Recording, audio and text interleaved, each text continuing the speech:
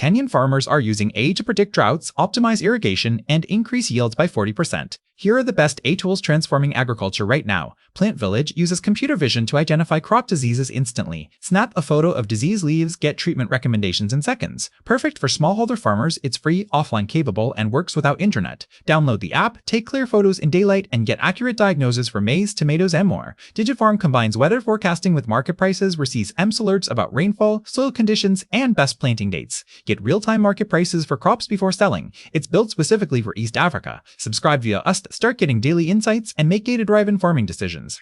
Don'tly Vault of Crop Town Market AI predicts optimal harvest timing using weather data and growth patterns. Reduce post-harvest losses, improve quality, connect directly to buyers. Input your crop type, planting date, and location. The platform automatically notifies you when conditions are perfect for harvesting, eliminating guesswork. Start with PlantVillage if you need disease identification. Use DigiFarm for weather alerts and market prices. Try Crop Town Market for harvest optimization. Most tools offer free tiers for youth farmers. Combine these AI tools to maximize yields, reduce costs, and build sustainable farming businesses right now.